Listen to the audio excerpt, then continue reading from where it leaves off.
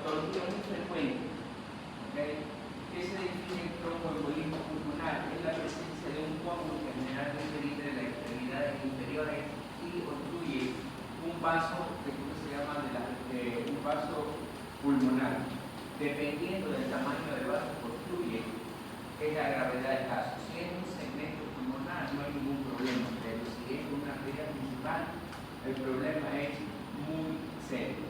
No solamente viene el trombo de las extremidades inferiores, también, por ejemplo, una cirugía, por ejemplo, de fémur, o una cirugía de cadera, es mucho más grave porque lo que va a disparar hacia el pulmón son grasas. Y eso se llama embolia pulmonosa. ¿Okay? Ahora, los factores de riesgo o que producen la formación de coágulos, señores, todo lo que ustedes están viendo ahí. ¿Okay? Cualquier causa, señores, que produce esta cesanguínea, eso hace que se active el factor 13 del funcionamiento y va a empezar a formar trombos. ¿Están de acuerdo? Factores de riesgo, lo que usted está viendo ahí, señores. Entre los factores de riesgo tenemos una fractura de las extremidades inferiores, un paciente que está mucho tiempo encamado. Si usted alguna vez ha ido a un hospital público o privado, usted ve que los pacientes que están en cama tienen medias de varices especiales, unas medias blancas, ¿okay? Que apretan bastante y evita la formación de los trombos. Cirugías de reemplazo de cadera o de prótesis de rodilla por la posición, por eso que son pacientes una vez que salen de cirugía y estabilizan la pérdida sanguínea, enseguida le ponen esto que se llama anticoagulante para evitar la formación de trombos.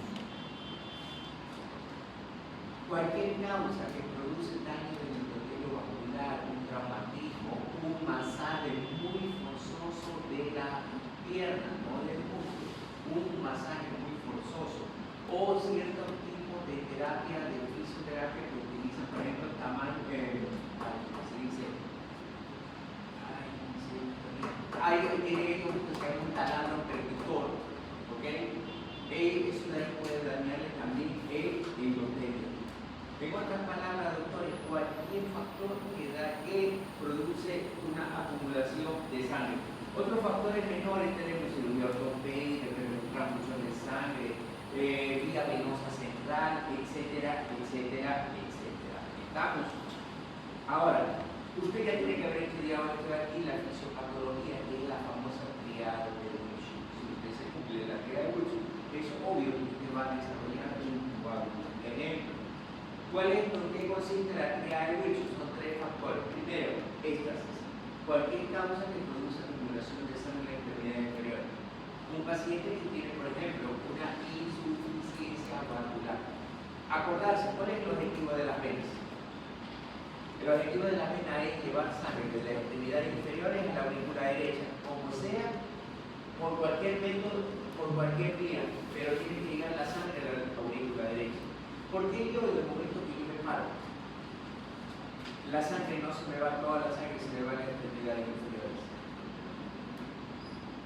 Porque las venas tienen un mecanismo que se llama válvulas, que hacen este movimiento.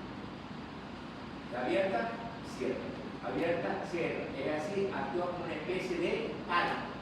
¿Sí me explico? Cada vez que yo hago este movimiento, va empujando sangre hacia arriba.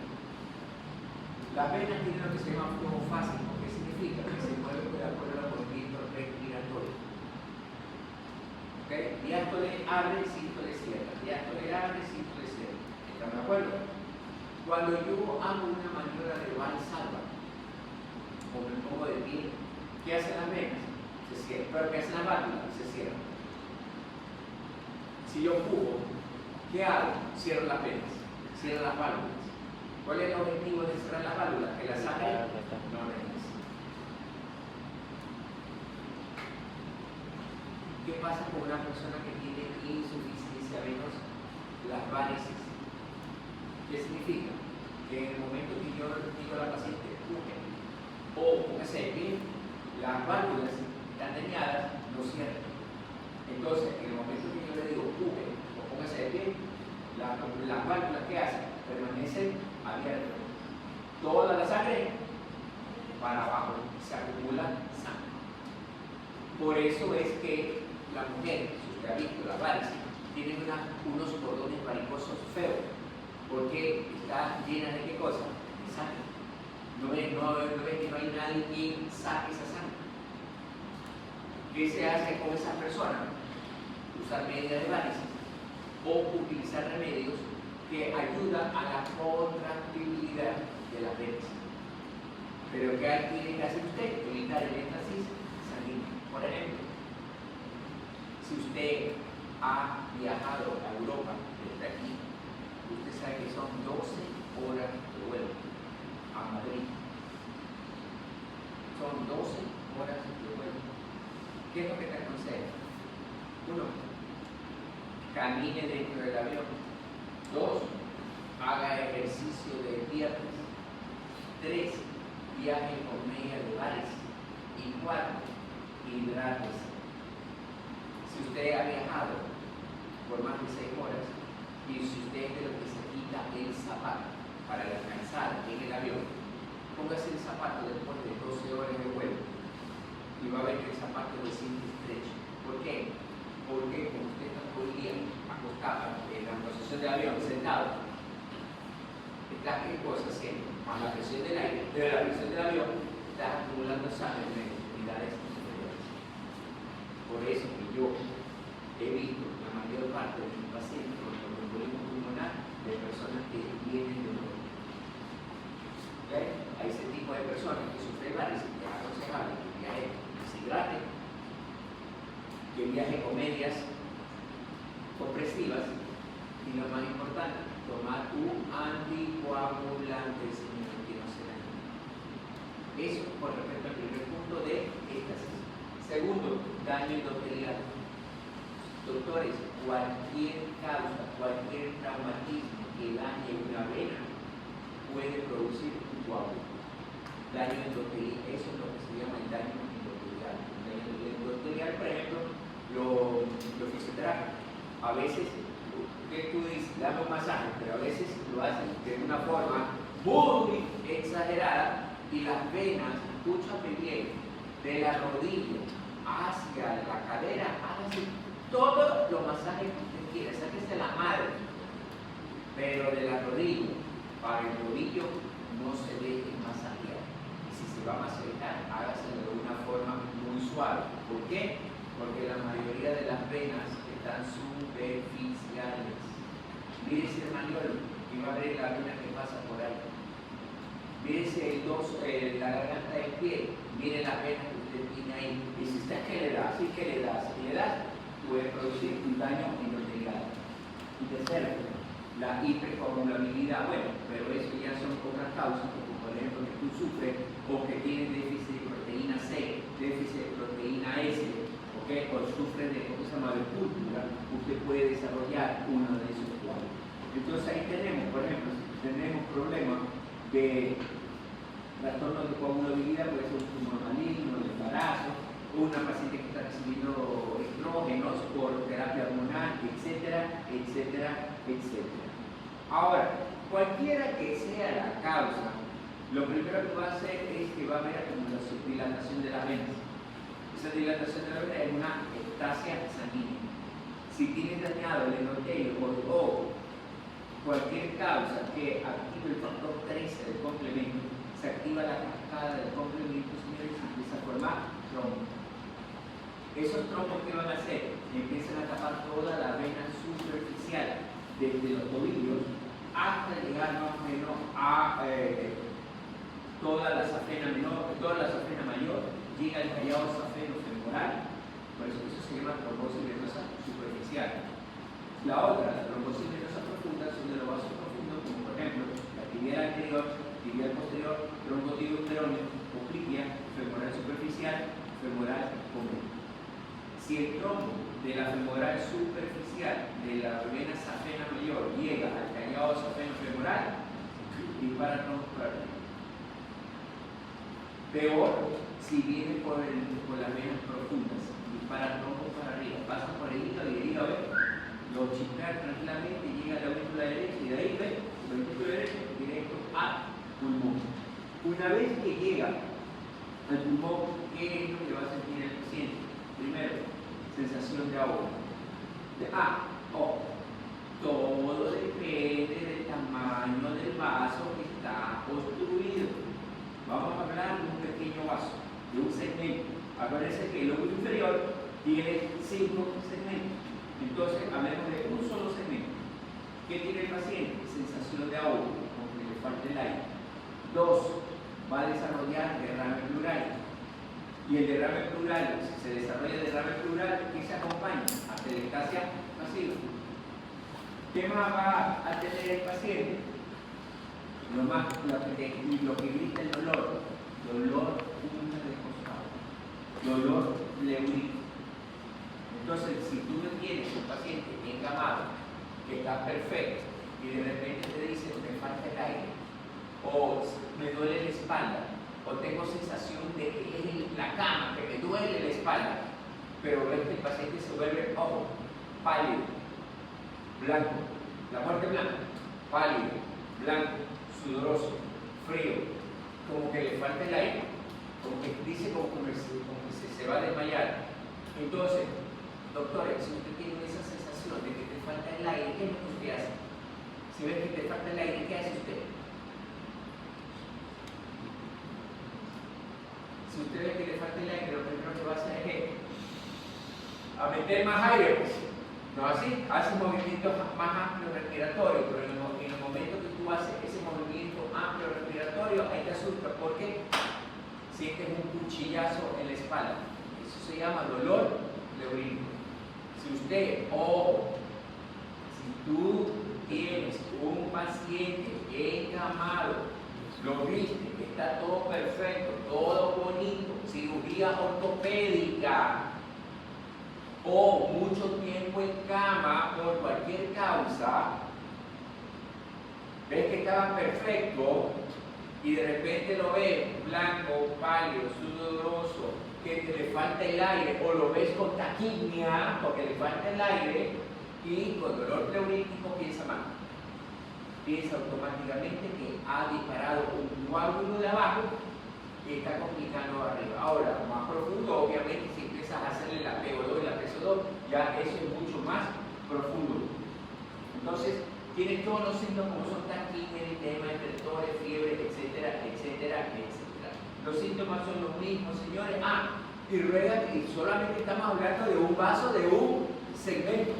Porque si es la arteria principal, hay que darles. ¿Ok? Ahora, ¿cómo lo vamos a evaluar? Obviamente vas a pedir el dímero D, pero el dímero D a veces da muchos falsos positivos. ¿Qué es el dímero D? Es el producto de degradación del fibrinógeno, de la fibrina. Entonces, si tú ves que el dímero D está muy elevado, por encima de 500 microgramos por mililitro, en algún sitio del cuerpo está formando trombo. Le cuento una anécdota. Hace exactamente 5 años, en la plena época del COVID, en los meses de febrero, de marzo y abril, que uno no sabía el mecanismo inflamatorio que producía el COVID, porque los chinos se quedaron callados hasta que los italianos que sufrieron la pandemia empezaron a estudiar y empezaron a decir que el COVID era un proceso inflamatorio de los pequeños vasos y producía el COVID trombos, pero de los pequeños vasos.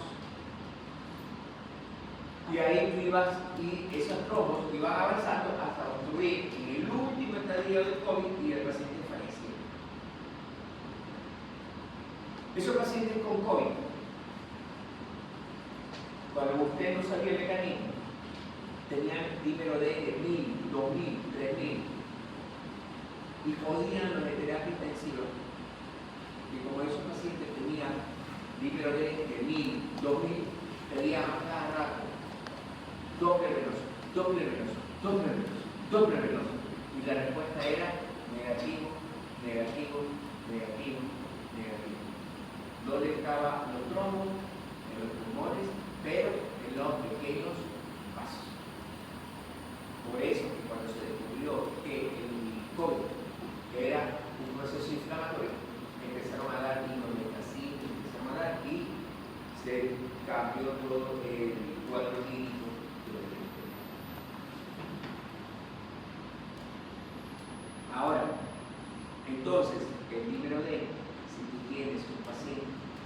con varias cirugía ortopédica, con un número de elevado, pues, ¿qué tiene que hacer? Buscar dónde se está formando el trombo. Y el trombo donde se forma generalmente en el inferior, lo que ustedes van a pedir es un doble de extremidades inferiores. Ahora, ¿cómo comprobamos que el paciente tiene un tromboembolismo pulmonar? Te lo digo honestamente. Lo primero que vas a pedir es una radiografía de tórax. La radiografía de tórax para el tromboembolismo pulmonar no vale, por una sencilla razón. No es que no vale, no es tan específica, sería la palabra. Porque te estoy diciendo que son pacientes que están en terapia intensiva, que no pueden ponerse en posición de pie, que están que se ahogan. ¿Qué crees que le vamos a tomar? Radiografía de tórax portátil. Y como usted ya sabe, son de mala calidad. Te digo porque tú vas a empezar primero con esa radiografía. Como yo te voy a reportar negativo o positivo, el gol estándar que lo vamos a observar se denomina angio de C. Si usted tiene una sospecha de esto, vaya directamente, vea que se lo dice, vaya directamente a una angio de C pulmonar. Que es una consiste en una tomografía de tórax en que voy a meter contraste y voy a estudiar específicamente los vasos pulmonares. Ahora, ¿qué vamos a encontrar en una radiografía? Decirte honestamente que vamos a observar estos signos sería mentir. ¿Ok? No crea que lo que vamos a aprender ahorita en este instante lo vamos a ver en una radiografía. El día del corazón no es así. ¿Ok? Entonces la pregunta que tú estás haciendo, si no vamos a ver más que en serio, porque te van a preguntar los signos. En un tromboembolismo pulmonar, en una radiografía, usted tiene que ver 3 signos. Oroba de mano, signo de Westermann y el signo de Flesner. Son 3 signos de dolor. Oroba de mano, signo de Westermann y signo de Flesner. Quiero que usa tu lógica como médico. Si yo tengo un trombo que llega al corazón, llega al ventrículo derecho y se dispara ¿a dónde? Al pulmón y me tapa una arteria. ¿Qué es lo que va a pasar con el segmento del pulmón que dependía de esa arteria obstruida? ¿Qué le va a pasar a ese segmento pulmonar? Se va a morir. ¿Y cómo se llama eso? Infarto pulmonar. ¿Qué es la joroba de Hunter? Un infarto del pulmón. ¿Cómo yo sé que es una... ¿En qué consiste la joroba de Hunter? Es una imagen en cuña, pero ojo, usted tiene cuña una punta, ¿no? Así. Yo también, cuña tiene una punta, pero el joroba de Hunter es una cuña. Pero la diferencia es que la punta, no es triangular, es convexa. Por eso se llama joroba. ¿Ok? ¿Entienden? Joroba de Hunter es una cuña. ¿Ok? Pero en vez de ser triangular la cuña, no es cuña, sino es que es convexa. Esa cuña, la base, que es ancha, ¿hacia dónde está? Hacia la pleura. La cuña, la base de la cuña, ¿hacia dónde está? Hacia la pleura. Y el vértice, la convexidad, ¿hacia dónde está? Hacia el hilo del pulmón, porque ven la arteria del hilo. ¿De dónde salen las arterias? Del hilo. Entonces, si aquí tengo el hilo, las arterias tienen este trayecto. Entonces, la joroba, ¿cómo sería? Así, viendo la arteria. Eso se llama la joroba de Hunter. ¿Y qué es la joroba de Hunter? Un infarto de ese pulmón. ¿Estamos de acuerdo? Ahora, no te quiero complicar, pero el tromboembolismo pulmonar es de dos tipos: con infarto y sin infarto. Con infarto, joroba de Hunt. ¿Es que me acuerdo? Con infarto, joroba de Hunt.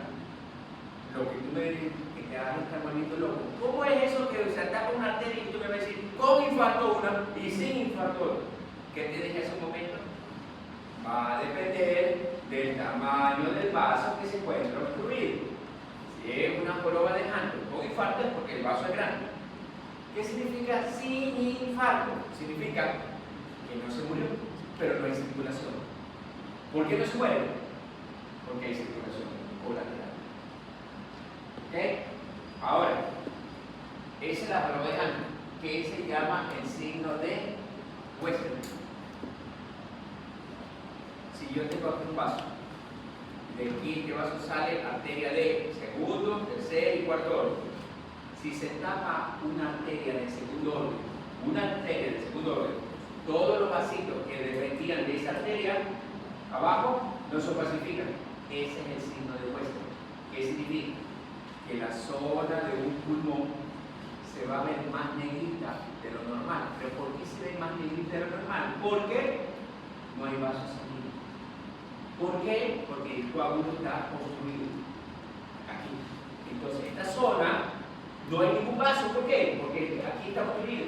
¿Pero por qué no hay infarto? Porque tenemos circulación colateral. Pero esta zona que dependía de este vaso, no hay vasos. ¿Entendieron? Eso se llama signo de Westermann. Es una zona de oligoemia. No hay vaso. Como no hay vaso, se va a ver más negro. ¿No ven que no vemos vaso? Y por último, la zona de fleque. Si yo tengo un coágulo aquí, aquí, ¿cómo está este vaso? Que está permeable. Y aquí ya no puede pasar porque está obstruido. ¿Qué va a pasar con el vaso pre-trombo? ¿Qué va a pasar con este vaso? Se dilata. Entonces usted se va a dar cuenta que en el lado del infarto la arteria pulmonar va a estar mucho más dilatada que el otro lado. ¿Pero por qué está más dilatada? Porque no puede circular porque hay un trombo. Eso se llama el signo de Fleck. Entonces son tres. Joroba de Hunt es una imagen en forma, es una consolidación, es una imagen blanca. Por eso se llama infarto. En forma de cuña, cuya base está hacia la pleura. Y el vértice, que no es cuña, sino que es rombo, apunta hacia el hilio. ¿Y por qué? Porque eso es un infarto.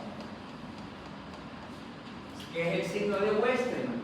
El signo de Westermann es otra cosa que una disminución de la vascularización pulmonar distal a un vaso obstruido. Esa zona se va a ver más negra. ¿Pero por qué se ve más negra? Porque no hay vasos. Y por último, el signo de Fleck es una arteria mucho más dilatada. Veamos acá. El paciente está bien, pero tiene todos los típicos: taquineo, disnea, ortopnia, palidez, sudoración, dolor pleurino. Le tomamos una radiografía.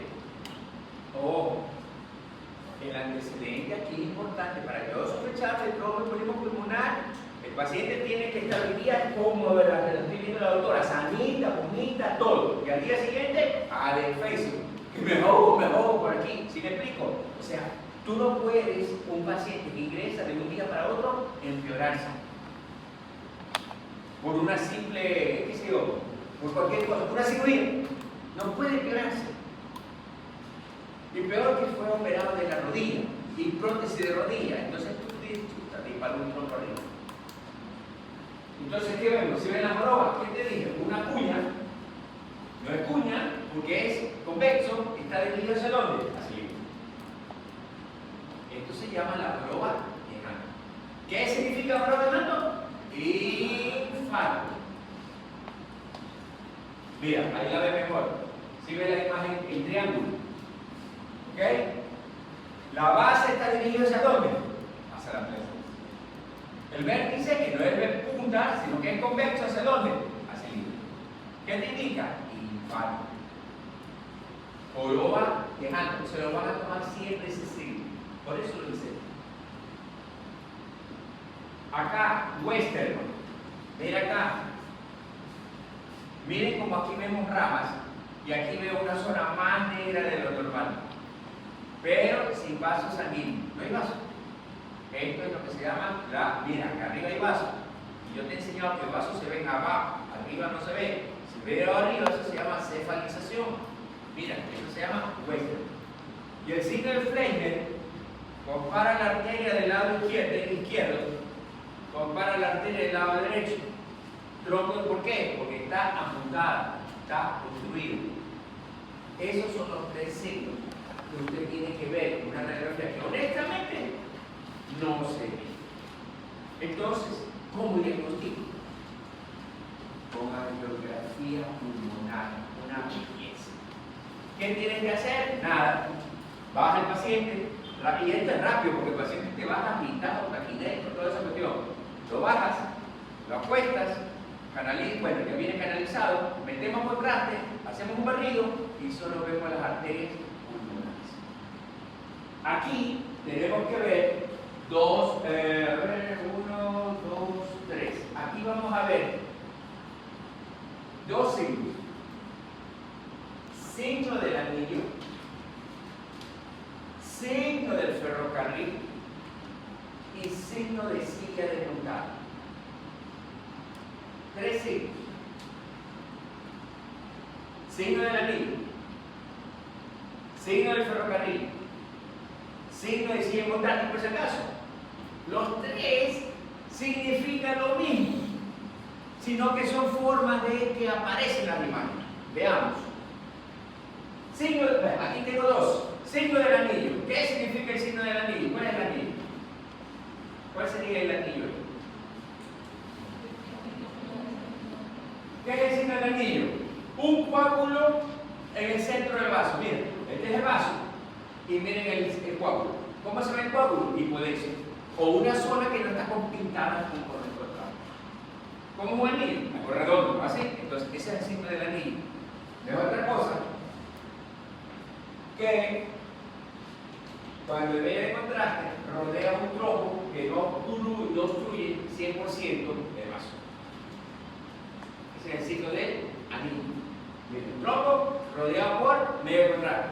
Pero esa es una arteria que está cortada como axial.